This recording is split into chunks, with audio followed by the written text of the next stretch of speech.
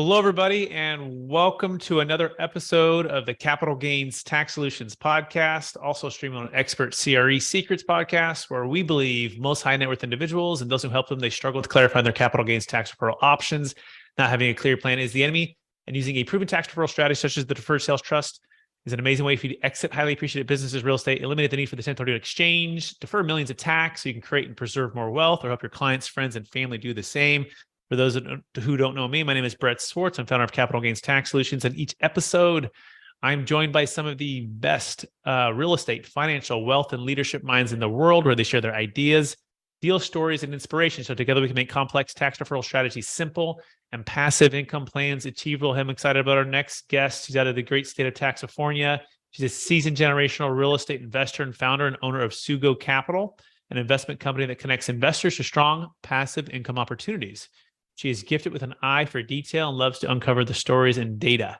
Her background in business, analytics, and cybersecurity has uniquely positioned her to research and identify strong real estate opportunities for the Sugo Capital and up-and-coming markets across the United States.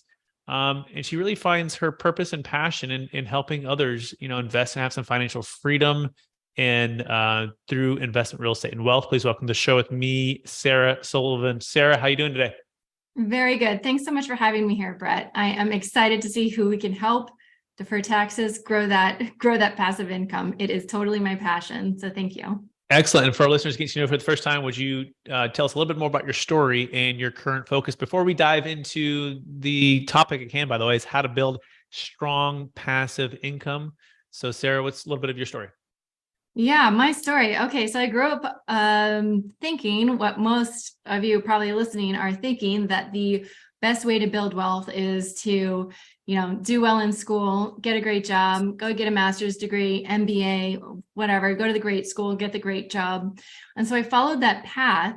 And one day I realized it just hit me like a ton of bricks. I was so unhappy. I was so stressed out. I was working so hard. I had climbed that corporate ladder. I was working my tail off, living in Silicon Valley, but I didn't have any time freedom. And I was living a life that was quote unquote successful by some standard, but it wasn't my standard. And so I started looking at what other people were doing who were hanging out at home during the day, which a lot of the people in Silicon Valley were. So they had either made money in real estate or they had exited, a tech startup, something like that, and then invested in real estate and were living off the passive income. And so about 10 years ago, I started studying real estate, studying what the uber wealthy do, studying what the billionaires do, not studying what my brother was doing, not studying what, my friend from college was doing. I was studying what the uber wealthy were doing and trying to mimic what they were doing to create passive income for myself. So I dabbled in all different kinds of real estate investments, lost some money, lost a lot of time. And eventually found syndications, which is completely passive for investors. It's de-risked in that you have multiple doors, not just one single family home. It's de-risked because you're not on the loan. You don't have to deal with the property manager or the tenants. It's totally hands off. So it's really relaxing. And so when I started investing in that, I noticed a feeling that came over me, like this nervous energy about money. Like, do I have enough? Am I investing it right? That was also some of the energy that I grew up with from my mom, from parents. Sorry, Mom, but do we have enough? Is it invested well? Like a bit of a nervousness energy around money. But when I started investing in multifamily, a peace came over me. I felt calm. I felt confident. I was secured, asset backed. Okay, I had some tax advantages. I had some passive income. I had some growth going on, so it hedged against inflation. I felt really calm. And so I created Sugo Capital in order to create that same energy for other people around money. So I wanted to bring, these are not like, hey, double your money in 6 months, or like you're going to have a VC exit of 10x. It's not like that. But what it is it's a base, and it creates a base for people so that they can do other things with their time. It's a secure base. It creates passive income. It's asset backed.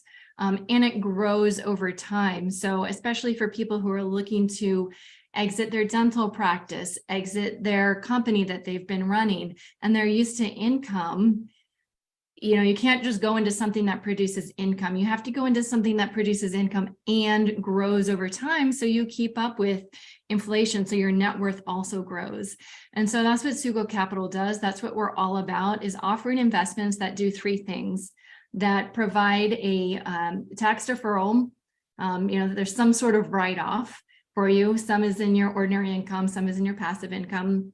That provide cash flow. All of our investments provide cash flow and appreciation. So we look to do those three things for people: reduce your taxes, increase your passive income, and increase your net worth with our investments, in order to bring peace to you around your financial situation, bring confidence to you about your financial situation, in order to create time freedom for you, so that when you're exiting your businesses, your job, whatever it is, you can go on and do some other things with your time. Maybe you want to keep working, start your next business, and then in the meantime, you're getting your passive income, so you can feel free to start that next business. Got it, Sarah. Amazing. This is Sarah Sullivan, by the way. You can learn more about her and her amazing company, Sugo Capital, by going to sugocapital.com, sugocapital.com. So it sounds like you have a passion for bringing financial passive wealth piece to people. Yes. And you have a passion for helping people feel calm and confident about their wealth in general, right? With something that's tangible, that people are, living in and paying a rent, and you're providing a service by providing housing, which is near and dear to my heart as well, especially being from California, Texas, where I grew up there. Housing has been a big challenge for especially California, but the whole country really. But California seems to be leading in that. So let's dive right into the topic at hand about how to build a strong passive income. So what would you say, Sarah, is the number one secret to building strong passive income, and maybe define strong for us as well? Yeah. So the number one secret, the number one secret kind of has three parts. So, but if you take a look at what the wealthy do, so, you break it up into three classes of net worth. So those who have a net worth of $500,000 or less, they have like 5 to 10% of their net worth in alternative assets. Chicken or the egg, who knows? Those who have a net worth of $500,000 to $10 million, they have around 25% of their net worth invested in alternative assets. Now, those who have a net worth of 10 million or more, they have 50 to 60% on average of their net worth invested in alternative assets. And so part of it is that these are open to accredited investors.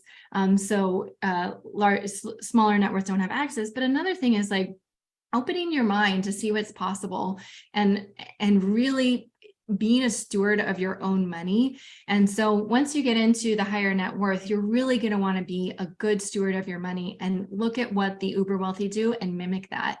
And so again, they do three things. So they earn more money, they keep more money with their tax strategy, and they grow that money with their investments. And so I love what you do, Brett, and I've referred so many of our investors to you, and it kills me when it's too late sometimes, and someone gives me a call and they're like, hey, so I sold my dental practice in January. So I've got this money I want to invest with you. And I'm like, oh, wait, you sold it in January. Did you do a DST? Did you talk to Brett? No. Oh. So I'd say one of the biggest things is to, before you take action, learn everything that you can. So many people, they take action, they sell their business, and they haven't done, it's too late after the fact. And so that kills me. Or they sold it last year and they didn't deploy their capital in the year that they got their capital gains. And now the next year they're looking to deploy their capital. And so they have to pay tax on all that. So really having a good team of advisors who are in the space, who really know your situation and are an expert on your situation, is going to be super key. Because all those people with 10 million plus net worth, they're not doing it on their own. They're not learning every nuance. They're learning what they need to know in order to know, oh gosh, I'm going to need these people on my team, and go find the best people you can find. I love that, Sarah. So the number one secret is really mimic what the wealthy do, it sounds like, and really understand that, just the data behind it. I love how you broke that down. $500,000 or less in net worth, they typically are putting 5 to 10% in alternative assets. Now, Alternative, for those who are curious, that's known as like real estate typically, right? Or different things that are outside the traditional stock market, stocks, bonds, and mutual funds. To me, though, those are the alternatives. I feel like real estate, commercial real estate, especially investment real estate, should be the primary, right? And it should be flipped upside down, and it should be the opposite. But people have different ways of building wealth and different strategies and different comfort levels. But I agree. I couldn't agree with you more. And then it's interesting. You said 500,000 to 10 million. It's 25%. That's actually a big range there, right? It's 25, and then it really, if you get over 10 million, it's 50 to 60% more. And you have a good point here. You brought up tax flow, right? It's not just about cash flow.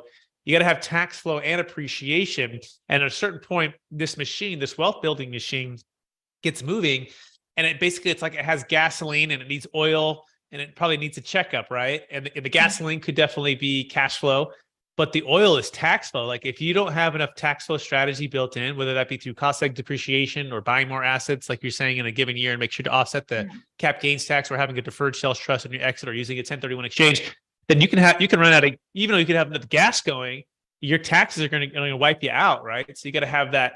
And then the last part would be, I guess the machine itself would be the team, right? So making sure you have a team of people, because you're going to need tune-ups, you need adjusting, you need to make sure that you're working. Am I way off, Sarah, or what do you think about that? No, that's perfect. And I want to add to that two stories. So one is around the concept, like you said, of alternative assets. So, one of my investors, they have a wealth advisor at Wells Fargo. And so when we started working together years ago, they were like, oh, you're going into this risky investment with Sugo Capital. It's a multifamily apartment building. That's going to be so risky. Okay, so we suggest you deploy 10% or less of your net worth into these risky alternative assets. Okay, fast forward years later, they're doing the portfolio review with my client. My client invited me in on that review. And Wells Fargo wealth advisors were like, so your portfolio is very healthy. It's one of the healthiest of our clients. These are the returns you've received over the last year. And they were all proud of themselves. And they say, we suggest that, you do like a 50-50 between alternative and traditional assets. And I was like, yeah, the only reason it's performing is because they have about 30% of their net worth with me. And so that the risky assets that have been doing 20, 30% annualized, which are the investments with me, were making up for the losses they were receiving in the stock market with their Wells Fargo wealth advisor. Hope I'm not offending anyone, but I see this time and time again where people say, oh, my wealth advisor is, saying that you're risky. I'm like, well, what have you been receiving with them? What are the returns? Oh, it's only been negative 5%, which is good considering the market. And I'm like, no one's lost 5% with me. 100%. I couldn't agree money with me. I couldn't agree with you more, Sarah. And in a different stage in different people's lives too, and the different liquidity needs, different potential over concentration, all kinds of different things. But I think you've really got, as an investor, you've really got to form a strategy that you're going to understand, right? Because sometimes the stock market can be a bit confusing, and there can be so many things that are moving out of control, like what's going on with the banks right now with SVB, just as of last week, where you're right there in San Francisco, Silicon Valley, all that disaster that's going on, whether that be with, Ukraine and Russia, or that be with China and trade or political things. There's so many things that control or influence or change or can impact the stock market. But if you look at like multifamily investment properties and B or better locations, 20, 30-year-old properties that you can slowly improve over time. You can increase the rents. Like we can all get our hands around, oh yeah, I lived in places that have better schools, and I've lived in places that are, walkability scores, and I've lived in places that have, washers and dryers in the units. I mean, these are like simple things. And so the neat part about multifamily investing, it's not rocket science. It's tangible. You can go there, you can see, touch, and feel. And then likewise, if you're buying on good cash flow, now here's the key, making sure you're not having your debt, either too much and or adjustable with what's going on right now with people. Right, exactly. And you can be in a good spot. But number two, real estate, generally speaking, does the best in recessionary times, as long as you don't have too much debt and you don't over leverage. But that being said, I couldn't agree with you more. And I think it's now that we have these type of podcasts, now that more people are looking, I think, at the different way at Wall Street than they did before. And it is funny, the words they use, like, alternative and risky. And you're like, well, I've made a lot more, and I actually haven't lost any money in real estate since I've been doing it. I've been doing it since 2006. Yeah. But that being said, yeah. Any other thoughts on that? No, you said it great. If you also take a look at what the family offices are doing in the last 12 months. So for those of you who don't know what a family office is, it's for, often people who have a net worth of 10 million or more, 100 million, $500 million. They have a team of people who are doing their legacy planning, their tax strategy, their asset protection, their investments for them. So they have even massively shifted into more asset-based investments like multifamily, like oil and gas. And they used to be really hands-on in that space. Now they've even shifted to investing with proven operators. So we're seeing more interest in family offices investing with us instead of them hands-on owning the apartment complexes themselves, because they see what a great job other people are doing. And so even the family offices are going passive and hands-off. So I think that's really cool. And then I do want to say one more thing. When you were kind of summarizing and you talked about tax flow and tax strategy. So obviously people are going to work with you when they are planning an exit, whether it's of their business or real estate or, some sort of big cap gains they're going to have. There is also, and a lot of people don't know about this, but we do have some offerings that offset ordinary income, AGI, like W-2 income. So for instance, my husband is a W-2 earner at Google. So we made investments last year to offset his W-2 income since I'm all in real estate. And so for instance, for a 200K investment, we got our K1 today. There's 175K loss on our K1. So the AGI went, his AGI is not 200, but say it was only 200. It went from 200 to 200 minus 175. So 24K is now the taxable income. So that's really powerful too, because then you can take that and invest that, and that's going to really fuel your investment strategy to save taxes, even as you're growing your business before you're able to exit it and work with Brett on that side of it. That's a great point. It's like income tax flow, right? And so you want to make sure you have an income tax flow strategy and a capital gains tax strategy, also an estate tax elimination strategy. Because guess what? The government has a lot of different taxes. And even Biden, as of last week, was talking about taking it from 20% federal, just about 40%, depending on your income bracket. And so you also have this massive amount of wealth that's transferring. In fact, Sarah, I'm curious what you think about this. As of last week, from the Best Ever Real Estate Conference, John Chang from Marcus Millichap spoke about the baby boomers and the wealth transfer that's happening. And I used to think the estimate was about 32 trillion. He just came out with Marcus Millichap saying it's 84 trillion. 84 trillion by 2045 is going to pass from one generation to the next. And this is by far the largest wealth transfer in the history of the planet that we know of. And 50% of this total net worth is tied to high-end primary homes, businesses or private equity, and or commercial real estate, which are illiquid assets that are highly appreciated, which I also think it speaks to your point about these family offices. A lot of them are getting to the point where they've already built their wealth. They're already uber wealthy, but they're now transitioning of how do I pass it to the next generation and the legacy, and that legacy being I can't do it all myself. So I need to go with proven operators, diversify some of this wealth in different geographical locations, mobile home parks, senior housing, multifamily, self-storage. And they're saying we got to look for those who've already proven it, who are, full steam ahead, like we were 20 years ago kind of thing, right? Exactly. And so it's this shift between we don't want to actually have to do it all of ourselves for either liability, but also for just the sustainability of the wealth to grow with people that they can trust. It's sort of like what Warren Buffett did with Bill Gates and the foundation with Melinda Gates, right? He said, look, I've made all these billions. I did a great job of making it, but they're going to do a great job of giving it away. So I'm willing to just give it to someone I can trust. And so that's the shift we're seeing. It's because of this baby boomers, it's because of all this wealth. And so all of this dynamic is happening right now. Now, here's the cool part, Sarah, that we have an opportunity for, right? And it's to solve some of the major crises in America. One of the top ones is housing.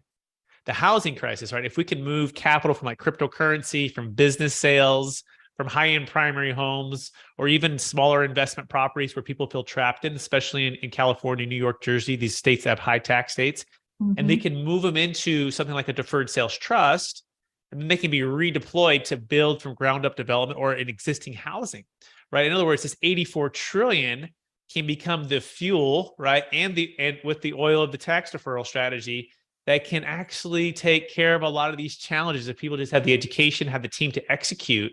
So what are your thoughts on any of that, or you want to add to that?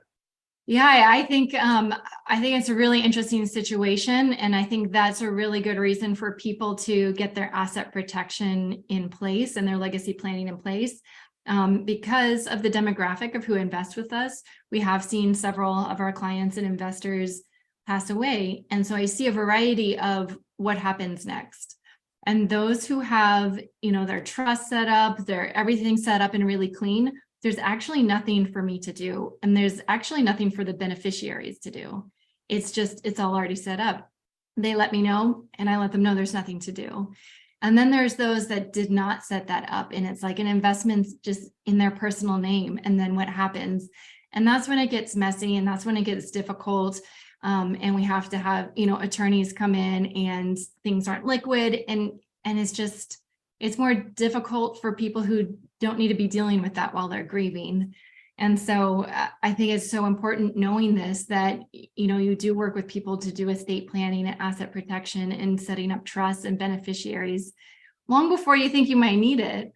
Or, if your parents or your grandparents haven't done that, talking to them about doing that, because they may think they're leaving you a legacy and they could be leaving you a mess, or they could be leaving you a tax burden that is, with an illiquid investment that you can't get. That's the hard part, when it's an illiquid investment and you owe tax on it. Yeah. What do you do? To that point, like Yellowstone, for example, right? That's the whole premise of the entire show. If you've seen it, Kevin Costner and the family, they're in Yellowstone, Montana. And essentially what's happening is the value of the land is over $100 million. Right. Okay. But there's what's called an estate tax, right? Which, by the way, has nothing to do with stepped up basis. This is the other side to make sure, we were a little bit critical financial advisors, traditional financial advisors. But guess where the other people are for real estate, which we can be critical of too, is they talk about this 1031 swap until you drop, right? And there's some truth to that for sure, but that only solves the capital gains tax challenge. It doesn't solve the estate tax. So imagine you're worth $54 million, or let's go back to Yellowstone. It's worth $150 million piece of land. Yeah. And if you're married right now, you have about a $24 million exclusion, right? But the rest of that, it's above and beyond, is subject to a 40% death tax. Okay. Now you can give it all away to charity. You can buy a bunch of life insurance. You can have 50 kids and try to gift it away, but most people can't get it out fast enough or in an efficient, freedom enough way. This is where we come in and we use what's called a DST plus, and we eliminate this estate tax. And without charity, without life insurance, without having to give it all away, you can still give to charities that you want to give to, but essentially you could sell that asset today. So a buyer for $150 million, eliminate the estate tax in one single day, and your kids can be the beneficiaries. And so this is not just capital gains tax or what you're talking about, probate, making sure everything is set up properly.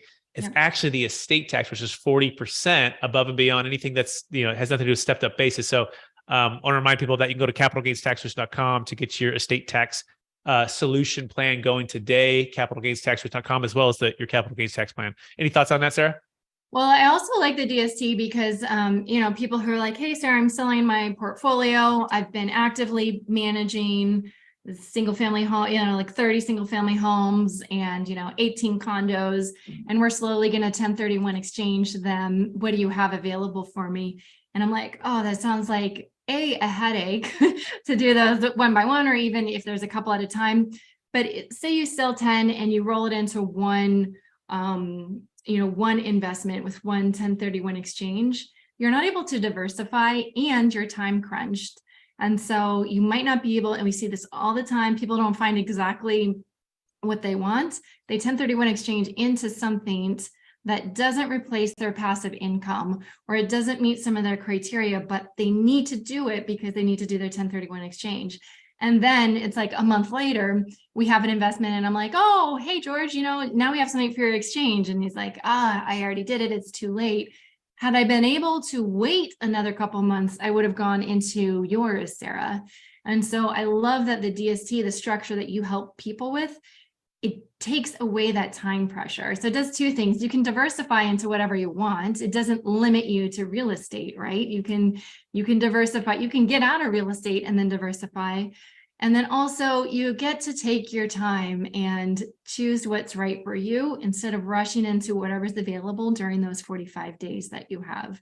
So I think it goes along. The reason I identify so much with it and what you're doing is because it matches, what's in my heart for investors is finding peace and calm about your money, and like rushing to do 1031 exchange.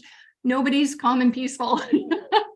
But if you go into a DST with Brett, then take your time, do what you want. And so it really opens the doors for people. You nailed it. Thank you for that, Sarah. I appreciate it. And I do see the value and the alignment there for sure, because at the end of the day, we want freedom for our clients, whether that be their time, energy, stress, or their finances, the diversification, liquidity. But the best thing is optimal timing, right? Where you can invest high, invest low, and hopefully sell high, and then just continue that. And that could be into stocks, bonds, and mutual funds. That could be into real estate, passive or active. It could be development projects. It could be just sitting in treasury bills right now. I mean, things are kind of crazy right now. I mean, at least you go, well, I put in treasury bills, it's 4 or 5%, and the government has to fail for the money to go. That's how kind of crazy these times are right now. But the key is, what do you want? And what does make sense for you? How do you diversify? How do you make sense of the tax flow game and the cash flow game and the appreciation game? Well, hopefully you will consider, after listening to this, a deferred sales trust by going to capitalgainstaxsolutions.com. That's capitalgainstaxsolutions.com. That being said, Sarah, are you ready for the lightning round? Ooh, yes, there's more. Bring it. All right. Knowing what you know now, if you could go back to your 25-year-old self, what's the one golden nugget you make sure to tell yourself to do? Ooh, 25 years old. I was definitely not thinking about investing. So I would have started investing way earlier, and I would have not, instead of double negative, I would have considered my own business earlier.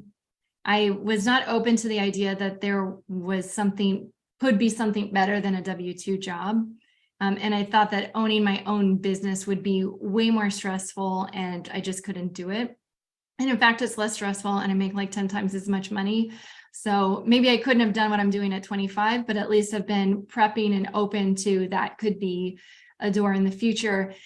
And that so much is available to us right now. I mean, you could start almost any business that you want online. And the wealthiest people I know are business owners and real estate investors. So if you have it in you and curiosity, go out and find how you can, start your own business in a kind of a low time model, because it's just a really fabulous alternative way to make money. Very inspiring. What is the one thing in the next 90 days for your business that if you could knock over that big domino, that big challenge, would make the biggest impact for your next till the end of the year? Yeah, so it's team building. So with massive growth and scale, you need to scale your team as well and train them up to hold, the values and the culture that align with your team. So that's the real focus that we're doing in the next quarter, because we just have hundreds and hundreds of investors pouring in for our investments every month. Being able to maintain our quality of service, our investments solid, but then like all the support, that's what we're really looking to ramp up. And that's going to be a continued focus. As companies scale, you need to scale the team. So awesome. Number one book you've recommended or gift for the most in the past year? The Big Leap, or Big Leap. I don't think the word "the" is in there, but it helped me identify where I was creating ceilings for myself, whether in my personal life, in business, in investing, in relationships, where I was self-sabotaging, even though like it was totally not, I didn't think I was, but then when I read the book, I was like, oh, and we all do this. We all put ceilings or blocks or limit ourselves because we have like 200 times more negative feeling receptors in our human body than positive receptors. So we tend to go in that direction of block safety for, from evolution. And so trying to figure out how I can shift and be in the positive, like everything is possible type spaces. Yeah, I just learned this morning that the amygdala and the brain, like there's the positive and there's the negative, right? And the negative side is twice the size as the one that's positive, negative. Like there's one that's positive and negative, the one that's all negative. Yeah. Right. And so the premise was, or I think it's kind of been proven with science, is that generally speaking, the negative is twice as impactful, or even maybe 5 times as impactful than the positive is. And that's where all the things that are challenging for a lot of us. And it makes a lot of sense. I was like, oh, that makes a lot of sense, you know? Yeah. So And it was meant to keep us safe. And that's why we've evolved to be the way that we are. But now life and society is different. So we get to purposely try to evolve our own brains ourselves. yeah, a lot of truth to that. Last question, since we're out of time. So Sarah, first of all, thank you for being on the show, and thank you for sharing so much with us today. We've covered a ton of great content and great wisdom. And so I'm curious, after all the people you've helped, building the wealth you've built, by the way, some crazy cool stats too, just pumping Sarah up here a little bit here. They have over $800 million of assets under management. If you're wondering what a rock star Sarah is, an average of 33% annualized return for investors. And they've done this with 24 properties acquired, which is pretty amazing. She's been seen on Forbes, MarketWatch, Digital Journal, Fox, and she's head of the part of the Forbes something Wealth Council. Anyways, all kinds of really cool, smart stuff that I didn't even touch on the break. But anyways, after all of that, Sarah, or the beginning of the show, after all of that, how do you best stay centered in your values and stay encouraged to charge forward to reach even higher heights after you've accomplished so much? Ooh, good question. Really focusing on what the numbers in my business mean. It means that, I was just interviewing someone for a new events planner in our team. And so it wasn't about like number of leads. It was about number of investors. It's about number of lives changed. So you could think like 10 more clients. Okay, that's boring to think about. 10 lives changed. Like people only invest it with us if it's the best thing that they found, right? If they find something better, great, go find something better. But that means we're the best thing they found. And so we're changing lives. And so thinking about that anytime it's like, oh, I'm tired or I'm stressed out, or I don't know if I want to grow more. And I tell all my new hires this, like, it's not a number, it's a person, it's a life that we are changing because we're bringing calm energy to their life. We're allowing time freedom, consistency and passive income and wealth growth all in one. So that's just such a great honor that we get to do that. Amazing. Sarah Sullivan, I want to thank you for being on the show. I want to encourage you to keep using your gifts and talents and grit to help people create and preserve wealth through multifamily real estate and everything you're doing. And so with that being said, if people want to find you, would you mind one last time, what's the best place for them to find you? SugoCapital.com. It has all my contacts in there, how to book a call, SugoCapital.com, SUGO Capital.com. And our investments are on there as well. I'm happy to talk to anyone, strategize. That's really fun, is strategizing. Like, what are your goals? Where are you now? How do we get you from A to B?